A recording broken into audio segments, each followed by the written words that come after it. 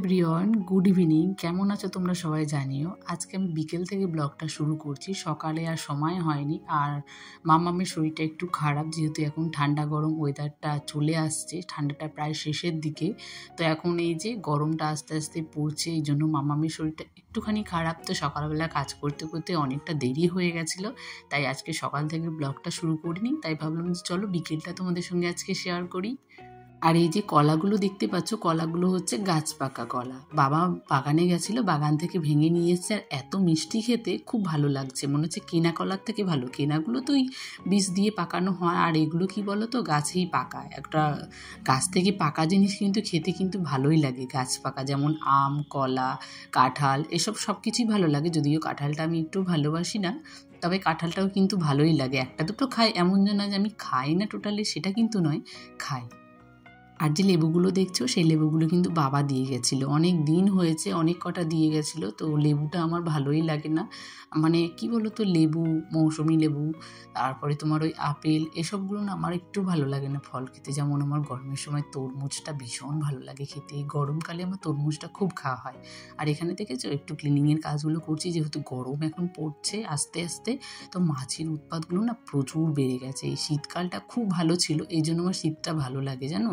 এই মাছির অত্যাচারগুলো থাকে না। আর এই গরমকাল আসলে এত মাছি হয়, মনে হচ্ছে কোনো কিছু যদি পড়ে থাকে সেই জায়গায় তো আর কোনো দেখাই যাবে না, কিন্তু এমনিতেও পরিষ্কার রাখার পরেও যেন মাছি কোথা থেকে চলে আসে।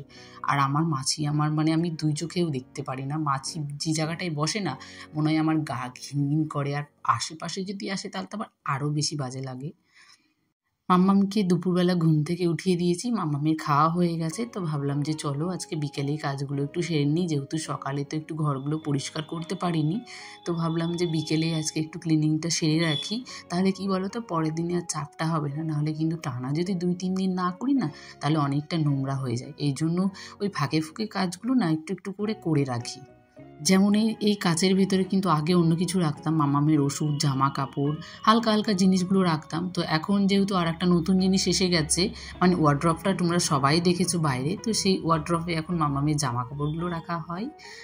আর অনেকটা এখন ঘরটা হালকা হয়ে গেছে। তাও কিন্তু আরও একটা নতুন জিনিস আসবে কিছুদিন পরেই। তো সেই জিনিসটা হয়ে কিন্তু, মানে কি বলতো, আমি ঘর করব, ওপরে একটা ঘর করার চেষ্টা আছে, রান্নাঘরটা একটু ঠিকঠাক করব। তো তার আগে একটু রান্নাঘরের জিনিস, ওপরের ঘরের জিনিসগুলো না টুকিটাকি একটু কিনে রাখছি। তাহলে কি বলতো, একটা ঘর করার পরে অনেকটা টাকা খরচ হয়ে যায়, সেই সময় কিন্তু আমরা ওই নিজের ইচ্ছে মতো কিন্তু জিনিসগুলো কিনতে পারি না। তো তার আগেই ভাবলাম যে দুটো একটা করে জিনিসগুলো কিনে রাখলে খুব ভালো হয়।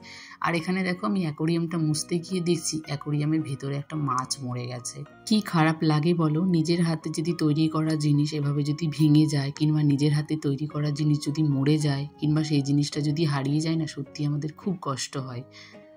এত কাজের মধ্যেও কিন্তু আমার হাজব্যান্ডের অ্যাকোরিয়ামটা, মানে আমি সবসময় একটু পরিষ্কার রাখার চেষ্টা করি। ওর যেহেতু এটা খুব পছন্দের একটা জিনিস, তো যেহেতু আমার পছন্দের মানুষের যদি যে কোনো জিনিস যদি পছন্দ হয়, তাহলে সেটা কিন্তু আমরা সবসময় একটু ভালোভাবে রাখার চেষ্টা করি, তাই না? তো আমিও সবসময় একটু অ্যাকোরিয়ামটাকে একটু সময় পেলে আমি সেটাকে একটু গুছিয়ে গাছিয়ে রাখি, একটু ডেকোরেশন করি নতুন করে, যাতে ওর ভালো লাগে। তো এখানে এই যে মাছটা মরে গেছে, দেখো মাছটা যে কবে মরেছে আমি না খেয়াল করেও দেখিনি। মাছটা মানে নষ্টও হয়ে গেছে ভেতরে। তো ভাবলাম যখন মাছটা, একটা মাছ যখন নষ্ট হয়ে গেছে, তাহলে জলের মধ্যেই কিন্তু নোংরাগুলো সব থেকে গেছে।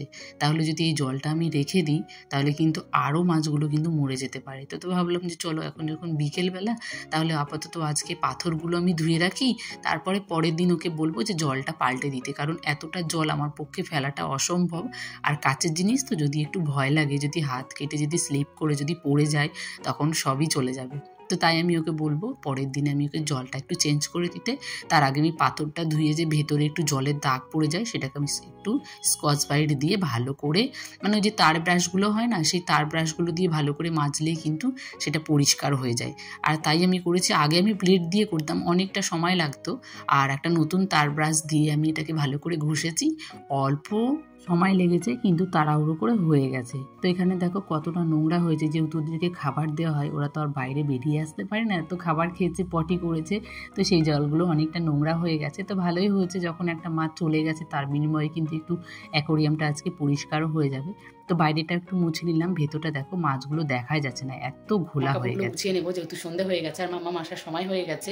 মানে কেন আমি মোছামুছিটা আজকে বিকেলবেলা করতে শুরু করলাম, কারণ আজকে সকালবেলাটা আমার কাছে সময় ছিল না রান্নাবান্না করতে করতে। তারপর অনেকগুলো আজকে কাচাকুচি করেছি, সেই করতে করতে প্রায় 1টা মতো বেজে গেছিলো, তো এই জন্য সকালে আর মোছামুছিটা করতে পারিনি। তো এখন ভাবলাম যে একটু মুছে নিই।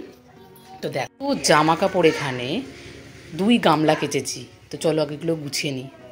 আমরা গৃহবধূরা যদি একটা সুন্দর সংসারের জন্য আমাদেরকে যদি একটু খাটাখাটনি করতে হয়, তবুও সেই আমরা খাটাখাটনি করতে পারি। দিন শেষে যদি দেখতে পাই সেই সংসারে অনেকটা সুখ শান্তি থাকে, তাহলে কিন্তু আমাদের মনটাও ভীষণ ভালো লাগে আর মনে হয় সেই খাটাখাটনিটা আমাদের সার্থক হয়েছে। আমরা প্রত্যেকটা মেয়েরা একটা সুন্দর জিনিস দেখতে চাই, সুন্দর একটা সংসার দেখতে চাই, যে সংসারটা দেখে আমাদের মনে হয় যে আমাদের জীবনটা এখন অন্তত ঠিক আছে, আপাতত চলার মতো।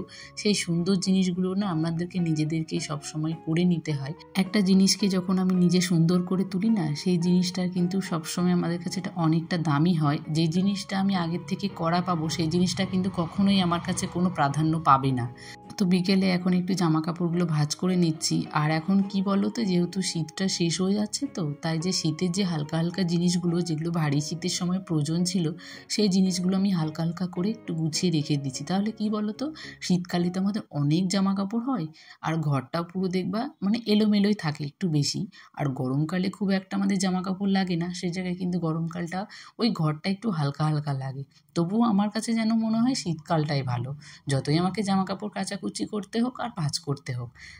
তাই ভাবলাম যে চলো আজকে শীতের জিনিসগুলো আপাতত গুছিয়ে রেখে দিই, হালকা হালকা জিনিসগুলো রাখবো, সেগুলো আস্তে আস্তে সব উঠিয়ে রেখে দেবো, যেহেতু শীতটা এখন একেবারেই চলে গেছে। আর মামামের জিনিসগুলো এখনও তুলে রাখছি না, কারণ মামামের জিনিসগুলো তো ওই মুজো টুজোগুলো তো এগুলো আমাদের যতক্ষণ একেবারে গরম না পড়ছে ততক্ষণ তো লাগেই।